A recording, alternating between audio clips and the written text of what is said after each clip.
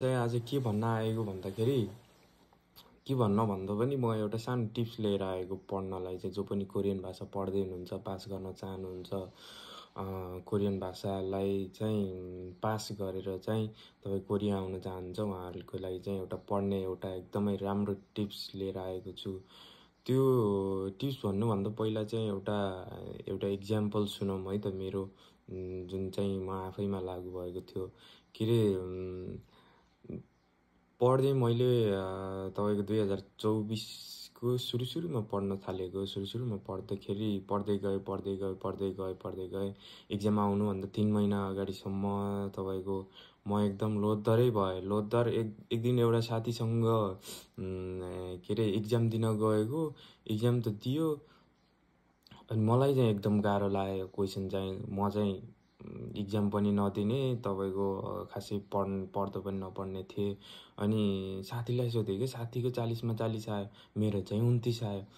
अनि मलाई चाहिँ एकदम के अरे रिग्रेट भयो। अनि यसपछि सोचेँ मैले, अनि एउटा अब त पढ्नुपर्छ। अबको 3 महिनामा पनि पढिएन भने यत्रो 1 वर्षको मेहनत, 1 वर्षको त्यो इन्स्टिट्युट धाउने, अनि तपाईँको त्यत्रो बाआमाले उहाँ के अरे गाउँबाट पैसा पठाएर के अरे गरेको सबै खेर जान्छ भनेर। अनि मैले चाहिँ 3 महिना अगाडि चाहिँ इक्जाम आउनुभन्दा 3 महिना अगाडि चाहिँ पढ्न सुरु गरेँ।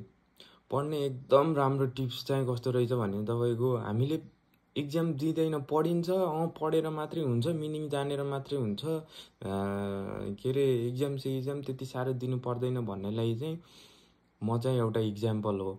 इक्जाम दिनु चाहिँ तपाईँको एकदम राम्रो टिप्स। इक्जाम दिने जति सक्दो हुन्छ, जति तपाईँले जहाँबाट पाउनुहुन्छ, तपाईँले युट्युबहरूबाट नि पाउनुहुन्छ, तपाईँले कतै इन्स्टिट्युटमा गएर नि पाउनुहुन्छ। अब यसरी गाउँमा बसेर पढ्दै हुनुहुन्छ भने युट्युबमा बेसरी आउँछ। दिने इक्जाम दिइसकेपछि त्यो तपाईँको क्वेसनमा तपाईँको क्वेसनमा अथवा त्यो तपाईँको एन्सरमा नजानेको वर्डहरू चाहिँ तपाईँले लेखेर अनि अर्को दिन मजाले फ्रेस भएर बिहानपट्टि अनि मजाले धेरै घोक्नु पर्दैन, 20वटा 25वटा सरर मजाले त्यसलाई पानी पार्ने, कण्ठ पार्ने। फेरि अर्को दिन पनि इक्जाम दिने तपाईँले 2टा हुन्छ, 3टा हुन्छ, 4वटा हुन्छ, कतिवटासम्म दिन सक्नुहुन्छ दिने। त्यसरी इक्जाम दिनुभयो अनि मैले नि त्यसरी नै दिएको हो। मेरो लास्टमा चाहिँ तपाईँको 3 महिना अगाडि चाहिँ 29 आउँथ्यो र मेरो चाहिँ पछि कोरियन भाषा पास गर्दाखेरि चाहिँ 39 आएको थियो। त्यसरी पढ्नु भयो भने चाहिँ तपाईँलाई साह्रै सजिलो हुन्छ। त्यही हो है त। धन्यवाद।